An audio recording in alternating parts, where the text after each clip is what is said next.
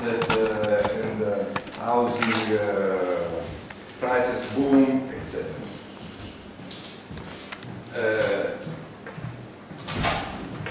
Three very good things, so probably we are ready. One, the point of the history of economic thought. Randy said, look, Minsky couldn't care less if his interpretation of this, of Keynes was right. It was this what he really wrote. Same for Schumpeter, we can go on. I say this just because in my first lecture, you know that I become of a lecture why an history of economic analysis approach is relevant. The two things seem opposed. Actually, they are not. Of course, the wording would be different. I would say one does not care about that. Why it is different? Because I think that history of economic thought can be done in many ways.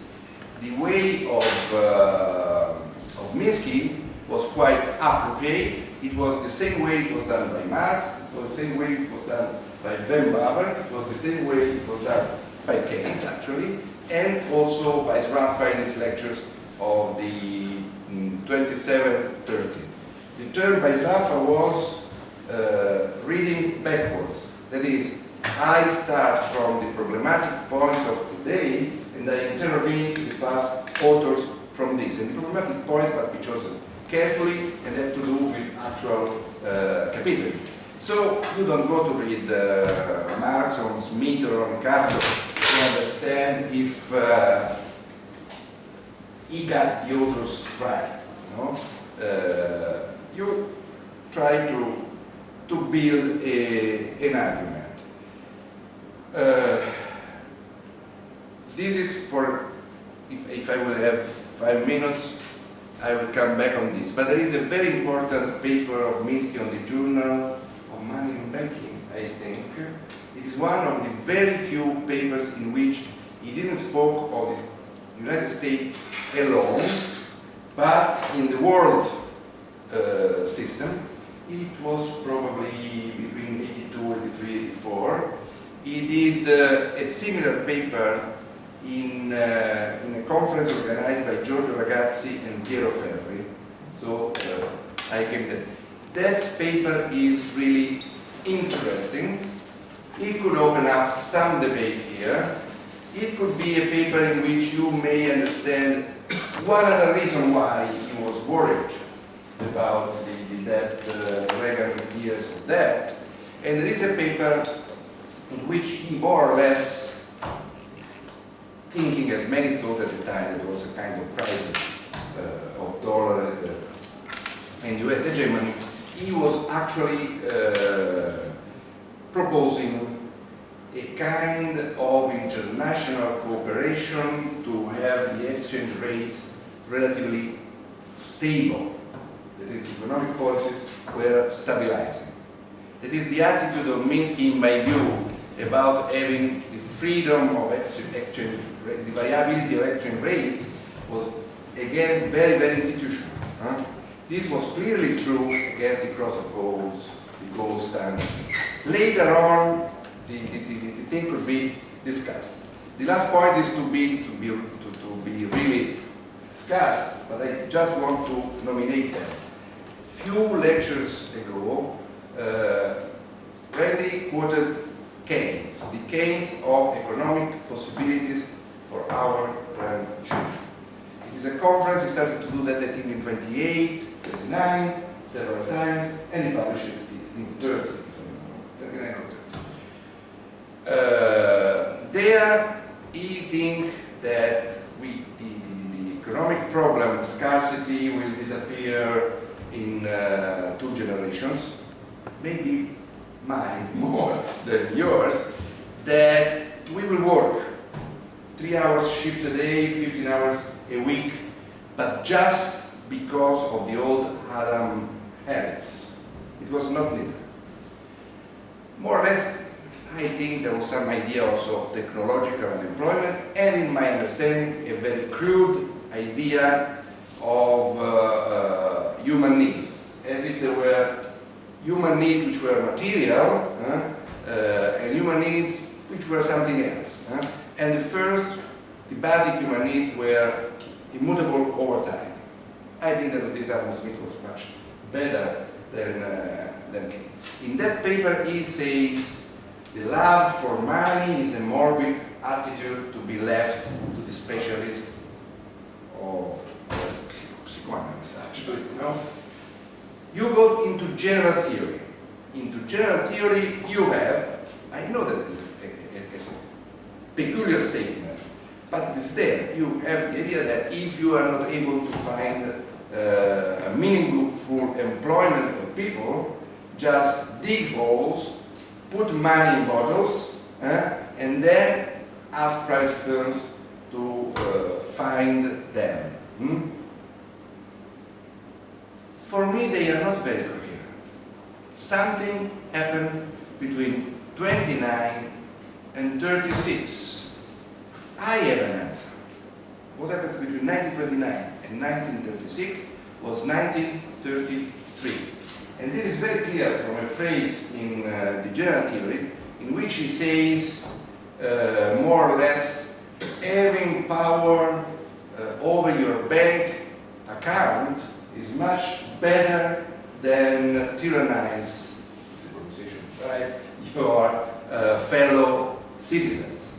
I know that the first thing is often a means to the second thing, but in some cases it is an alternative. What happened in 33? Of course, nothing. Massa Napoleon.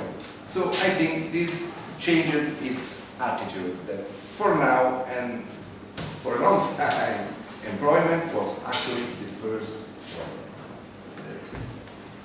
So now we waited. Where is the guy? You do the thing. The movie. Yeah, I think it's on.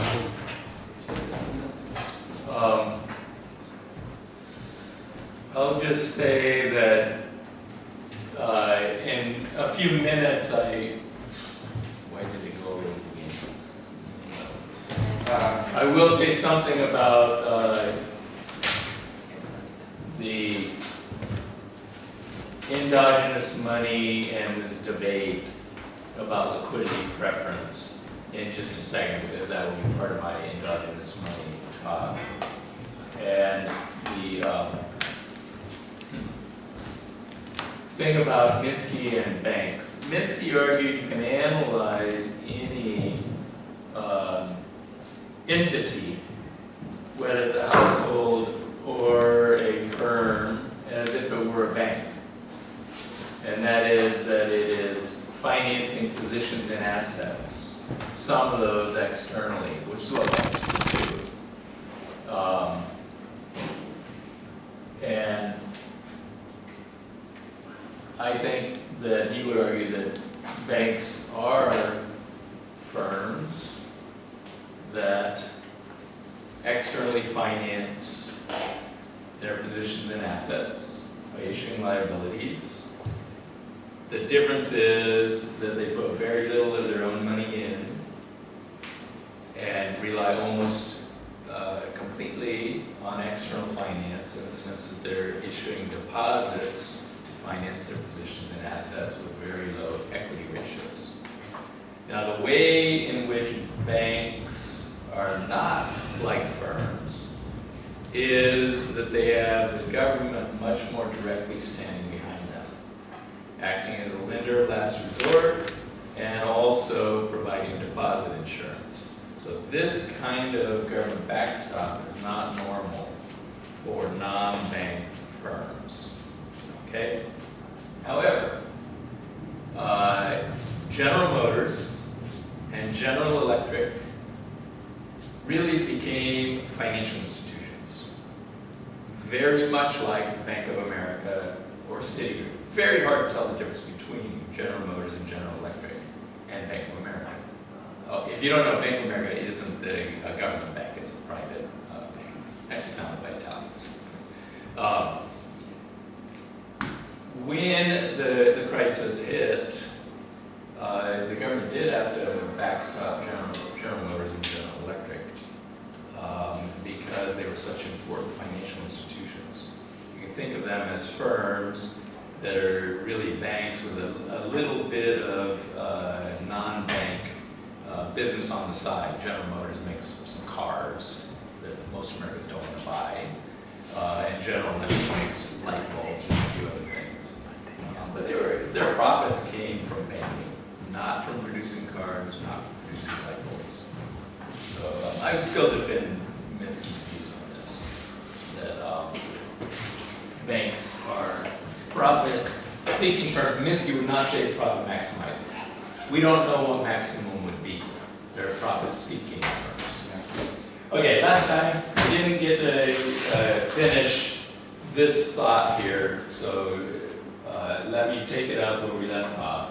Went through, so we asked Minsky, what if consumption becomes autonomous, financed through debt rather than through income, and contributes instability in the same way that Minsky had been talking about investment. So that finance consumption should drive a cycle.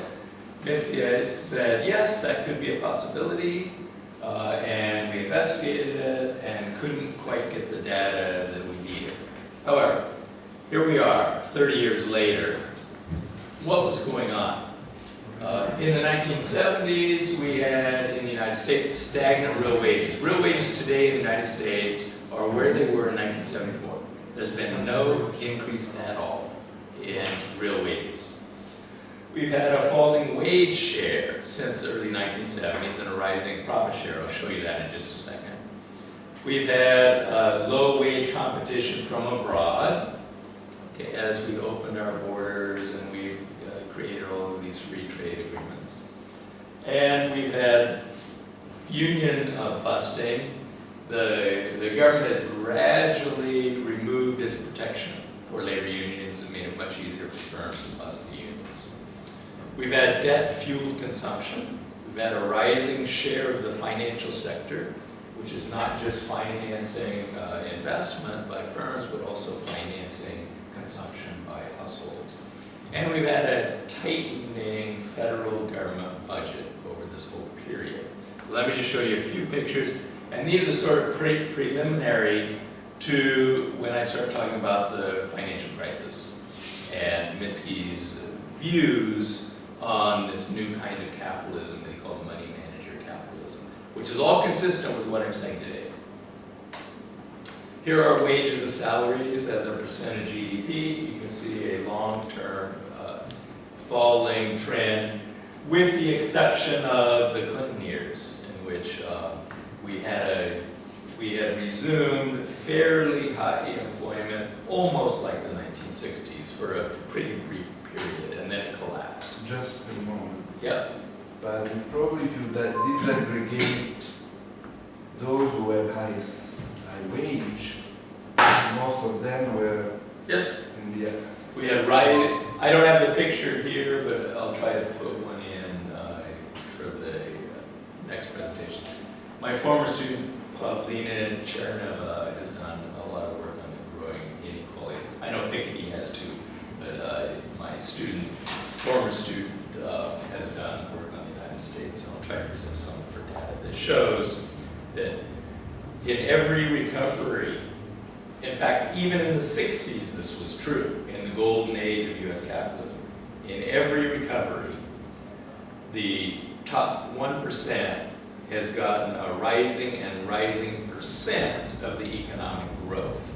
And in the current recovery from the global financial crisis of 2007, the top 1% has gotten more than 100% of the recovery. The bottom 99% has gotten nothing from the recovery. It's gotten worse with every recovery, even before 1974, when times were relatively good for them. Sorry, more than 100% is that is they acquired more than more than all the growth went to them, which means the bottom 99% is actually worse off than they were. May I also ask something? If you consider available income, that is income without taxes, usually the consumption function, the percentage was much higher. In the US it was, in 2005, 140%. If you think it's big, in United Kingdom it was something like about 170, 180%, much more. So there is something about capitalism that we have now in which the gains from growth go to the very, very top. And growth does not benefit the vast, vast majority of the population. Okay? All right, here's just another picture. Some people call this financialization of the economy. A greater and greater share of profits go to the financial sector. Okay, so the profit share has been rising, as I already said, but it's been rising much faster for the financial sector than for the non-financial sector. And this is exactly why General Electric and General Motors went into finance, because there's much more money to be made there. It was said that the Mazda automobile firm lost money on every car they sold in America, but they made money on the financing of the cars. And so they were willing to sell cars at a loss in order to make money on the loans. Okay. I'll say more about the tightening fiscal budget and the role that played in creating the global financial crisis. But here's just a snapshot. Here's 1999 in the Wall Street Journal. You can examine this more closely at home, although I have to admit the scan isn't too good. It's a little hard to read. On the left-hand side, this is during the Clinton years. On the left-hand side, it's great. The U.S. government is finally running a budget surplus for the first time since 1929, on the verge of the Great Depression. They're adding to national saving. This is a fantastic thing. And then they show a picture of the government deficit declining. Then on the right-hand side, they say, few Americans heed Washington's urging for bigger nest eggs. Americans, however, the private sector, are not saving. And in fact, they were spending more than their income. So this is the rise of consumer debt. Okay? This is terrible.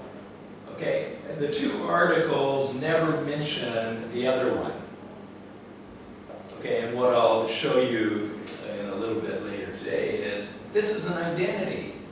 If the government is running a surplus, the private sector will be running a deficit by identity.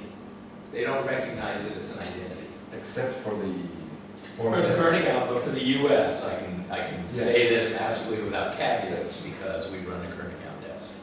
Okay, and so they don't recognize the identity. Clinton never recognized the identity.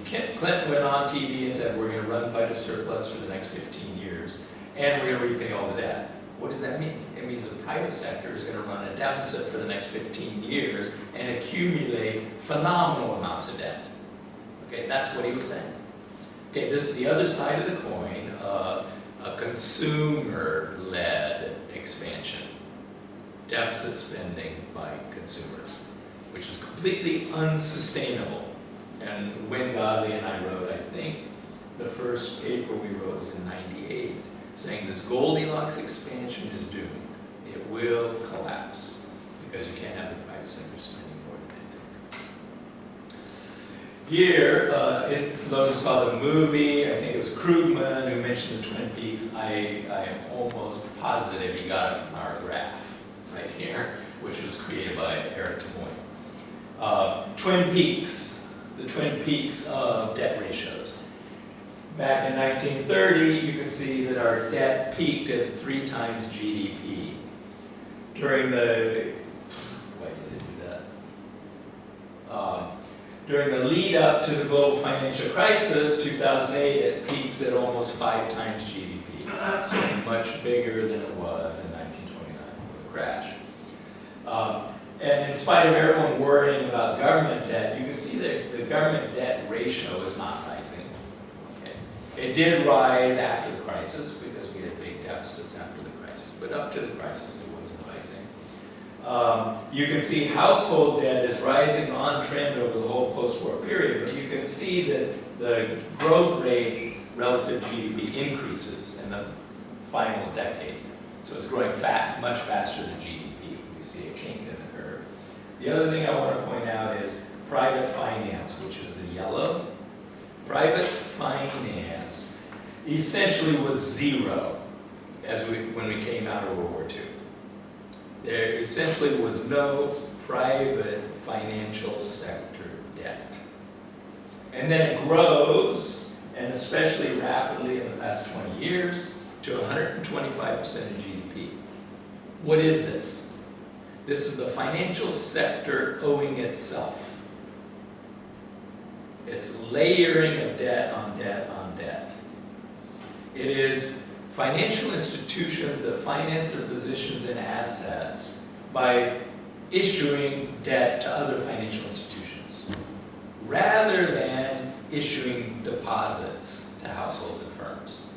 And I'll talk about, probably tomorrow, why this is much more dangerous. This is what links all the financial institutions together so that if one fails, they all fail. Because they all owe each other. And that's exactly what happened in the global financial crisis. They all owed each other, and as soon as one, whether it's Bear or Lehman, gets in trouble, they're all in trouble. When AIG gets in trouble, they're going to bring down Goldman Sachs. Okay? Because they all owe each other. What is GSE? Oh, government-sponsored enterprise, quasi-government financial institutions like Fannie Mae, Freddie Mac. Those were growing. I don't know why it is shifting on some. One other little piece, because we read chapter 12, Keynes says, when speculation dominates over enterprise, the job is likely to be ill done. Okay? So looking at the stock market, if you see in the 1920s, we had so much speculation going on that the average stock was held for 1 year. Okay, and that is with widows and orphans who never sell stocks. They buy them and hold them forever. We still had so much speculation in stock markets that the average stock was held for only 1 year. We crash into the Great Depression, and you can see that the average holding period goes to 10 years. That is not speculation. In other words, the Great Depression, the stock market crash in 1929, wiped out speculation in the stock market. People did not speculate in the stock market anymore for a long time. Gradually over time, speculation starts to increase, and you can see by 1980, it is starting to dominate, and then it continues to dominate all the way up to the crash, and it still is dominating. So the average holding period now is actually lower than it was in 1929, at the peak of the stock market bubble that crashed. So speculation is dominating the stock market. The stock market is not financing investment, it's purely about speculation. Okay, and then while all of this is going on, we have this belief created by mainstream economists and by our policymakers that we've entered the era of the Great Moderation. Bernanke, who became the head of the Fed, wrote a famous 2004 paper at as speculation in everything is exploding in the United States. Don't worry, we've entered the era of the Great Moderation. Sounds just like Irving Fisher. We reached a permanent plateau. Nothing bad can ever happen again. Why? Because central bankers are so good now at managing the economy, you don't need to worry anymore. And he's telling this to financial markets. Don't worry, we know what we're doing. You guys can go ahead, do anything you want to do. There's nothing dangerous out there. There's this belief that because we've globalized finance, that will dampen the shocks because financial institutions are well diversified all over the world. Even if a shock hit one country, they're going to be protected because they have assets all over the world. That's the idea. Improvements in information technology make it easier to correctly price risks. So the prices are right. You don't need to worry. Rising profits and declining corporate leverage. Okay, well, this was true after 2000, also make the environment much safer. Firms are a lot more profitable and they have less debt. Of course, households have a lot more debt. Securitization allowed the risks to be managed and pushed off the bank balance sheets onto somebody else who presumably is better able to handle the risks. And derivatives can be used to insure against risk, like credit default swaps and various kinds of interest rate swaps, exchange rate swaps. The financial institutions can protect themselves from all of these kinds of risks. All right? Minsky had this term he used. Now, he was dead by 2004, of course. But he would have called it a radical suspension of disbelief. Disbelief means I'm projecting my profits into the future, but I don't believe my projections. I need a margin of error because I know that I can't see the future. Okay, Bernanke is out there telling everyone, don't worry. Believe in the future, right? It's perfectly safe. And there's something very much like this in the movie too. So we have, here is Bush and McCain saying, don't worry, the fundamentals are strong, when it's actually all built on consumer credit. Okay, finally, Minsky's agenda for reform. These are very general reform measures. I'll talk about specific ones on the last day. These come from his 1986 book. So there were 4 main categories of reform that he advocated in 86. You have to remember his 86 book is really written around 1982. It took about 4 years to get through the proofs and get the thing published. He had arguments with his publisher. He kept wanting to change things and so on. So that book is sort of a snapshot of his thinking in 82. Okay, and his thinking evolved a lot because the economy changed a lot after 82. We went through the saving and loan crisis, the developing country crisis, the crisis of all of our major financial institutions around 1990, when they probably were all insolvent. And so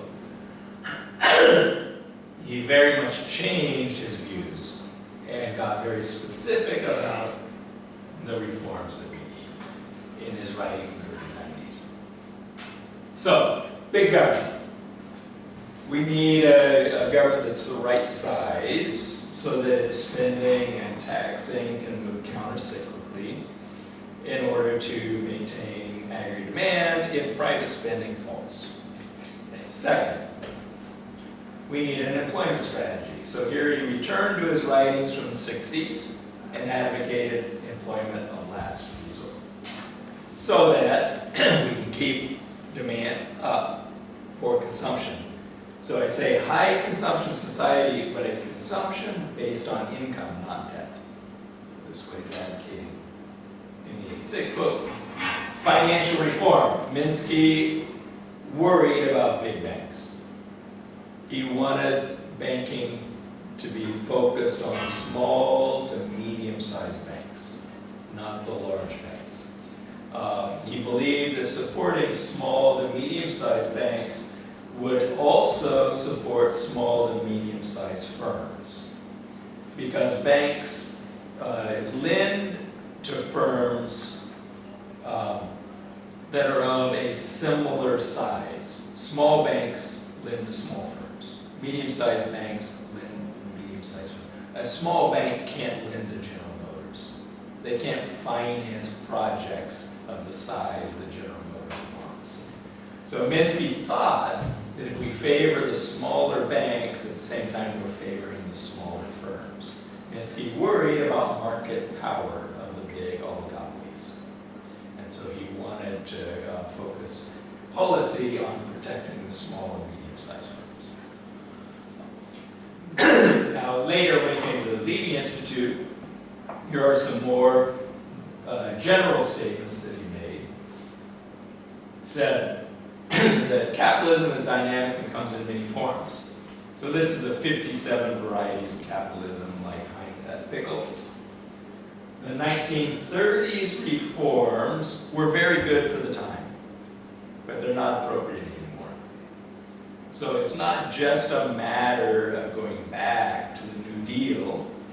We have to formulate reforms that are appropriate for the new kind of capitalism we have, money manager capitalism. Sorry. But with New Deal, you mean even the Glass-Steagall Act? Even the Glass-Steagall Act was not going to work anymore.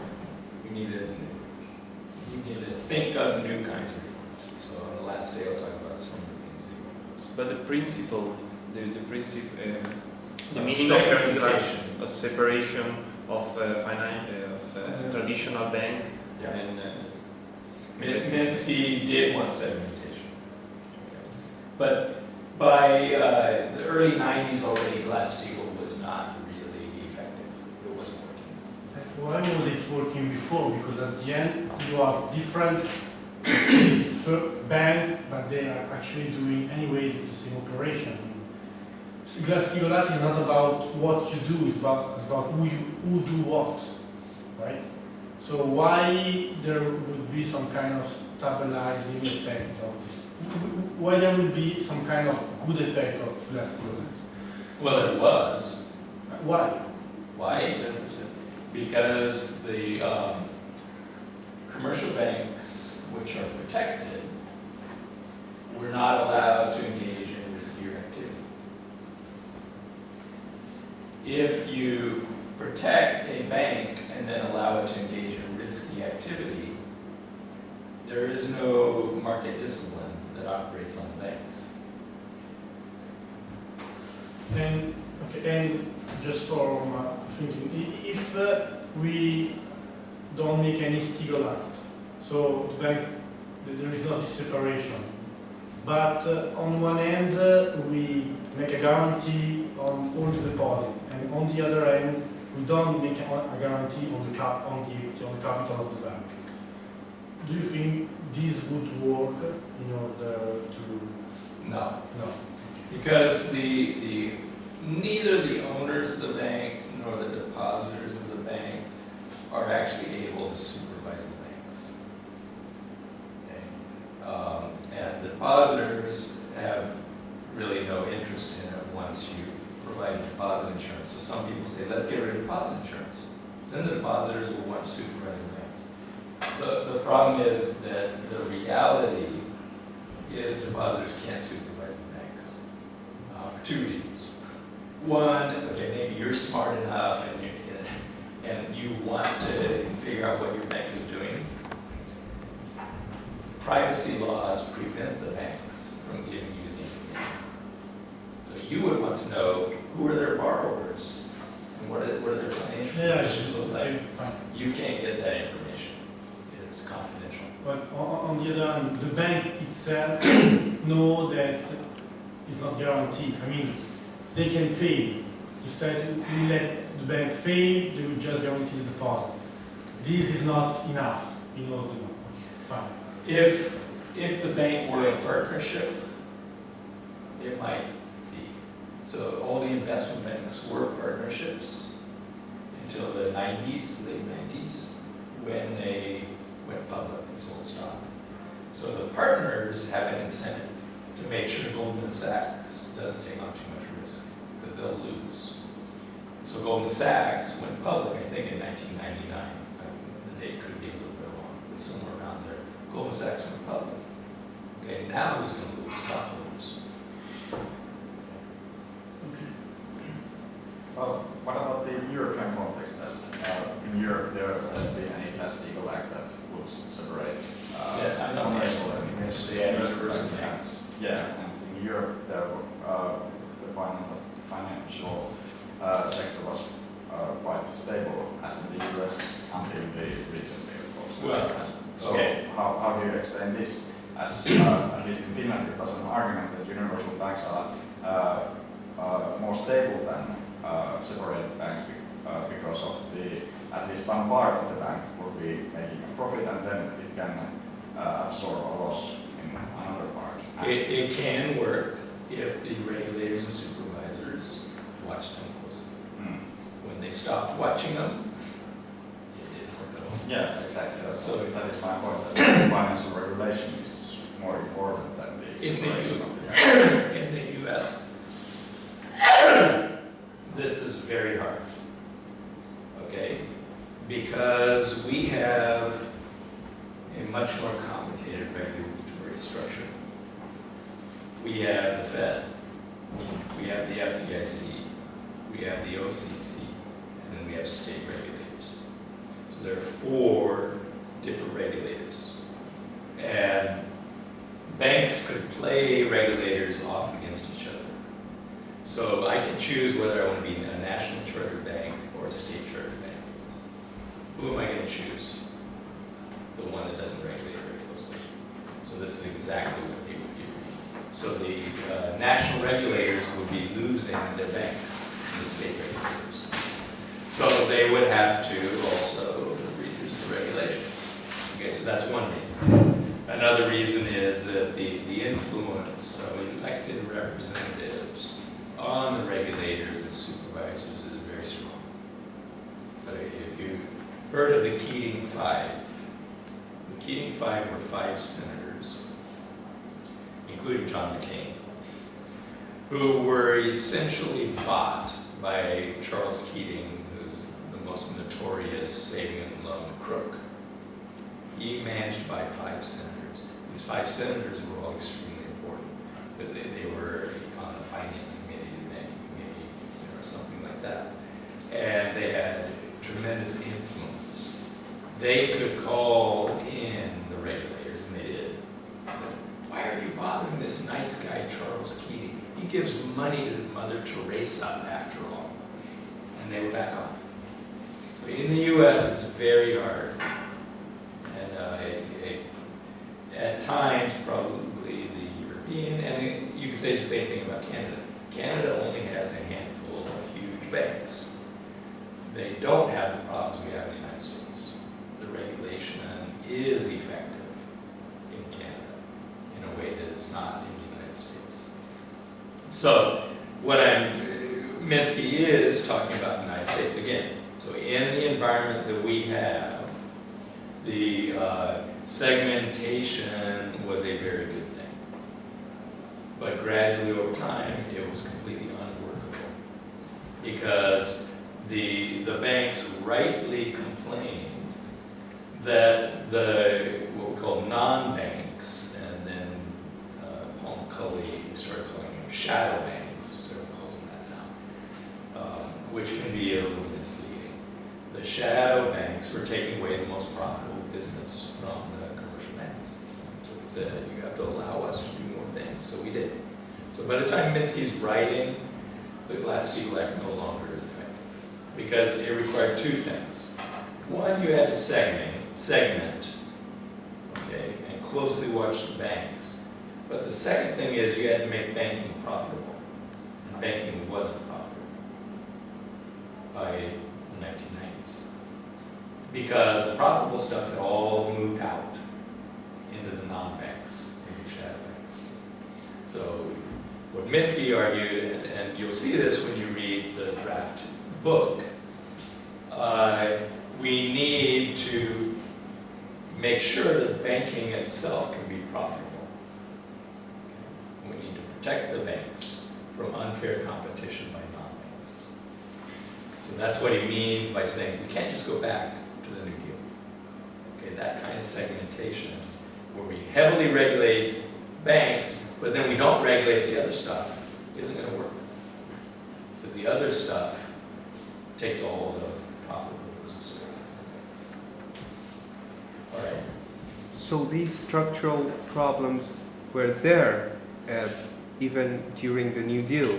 They were like genetic problems that then went active during a later period of capitalism.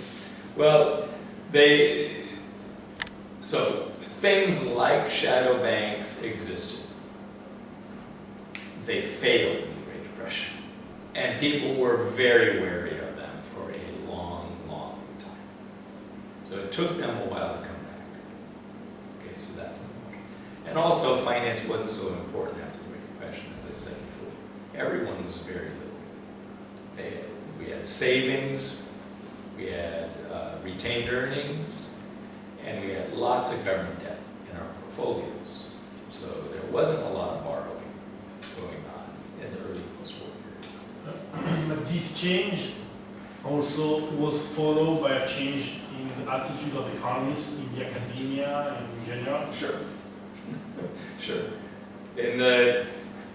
Right after the war, even Milton Friedman supported a big government. The idea that you could rely on free markets was laughable So after World War II. You could not go out in public and say, we need to get the government out of the economy. Nobody would listen. That was crazy, okay, in 1950. That was crazy. By 1980, it's conventional wisdom. let's say, so the problem now is just that this crisis doesn't eat enough. In the same way, that's right. It doesn't hit in the same way. Because it looks like we escaped, right? It looks like the government did its job, and we escaped the Great Depression. How come it escaped? How come? How come it looks like, it doesn't look to me or to the average people? Escape in the US and not in US, no, I mean in Europe. Okay, Yeah, I'm talking in the U.S. Now, I mean, but you could raise the same question, because for the average American, things don't look great. Okay, but it's not the Great Depression. Great Depression, we had 25% unemployment, and it would have been a lot worse if people couldn't go back to the farms, which they could do then. A lot of people could go back to the farms. So at least you could eat, okay? Now, you can't do that. So if things were anything like as bad as the Great Depression, it would be much worse now in the United States. So yes, we probably have 25 million unemployed people. Okay, that's bad, but it's not the Great Depression. If you go to Greece, it is the Great Depression. It's just the unemployment rates are very similar to what we had in the Great Depression. But in the United States, it's not. It didn't get that bad because the big government and the Fed were there, just as Minsky said. And by the way, Greece, they can come back to the farm. Yeah, they can, which is exactly what we did too. All right, so anyway, free market ideology is dangerous. We need new policies. Okay, I'm just throwing this out there now because we're not going to talk about what the policies are that Minsky advocated. I'm going to move on now to, I can't remember which one of these.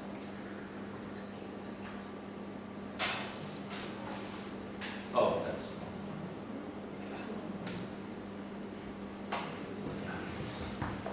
Hey, so, Russia. there.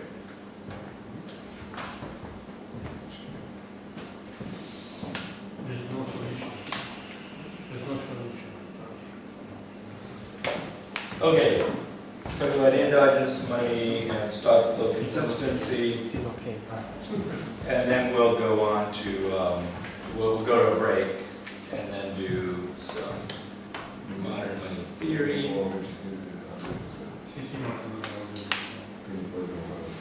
Okay, first I'm going to talk about stock flow consistency.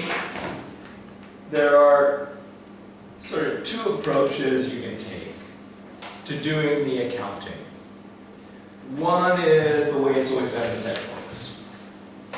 We do GDP accounting. We know that at the aggregate level, GDP equals national income. Okay? It doesn't matter. We could start from the income side, wages, profits, and taxes. We can start from the spending side, consumption plus investment plus government plus net exports. Or we could also start from what is it that people spend on consumption and saving or paying taxes. Okay? We can manipulate those and we can get down to the Keynes saving equation. Saving equals investment plus the deficit plus the net exports. In the principles textbooks, they tell you this is the leakages and injections. Okay? Or we can use the same identity and get the Koleski equation.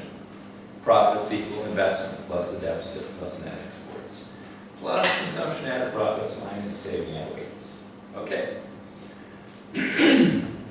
In both of these, causation goes from spending to income, or from injections to leakages. Okay?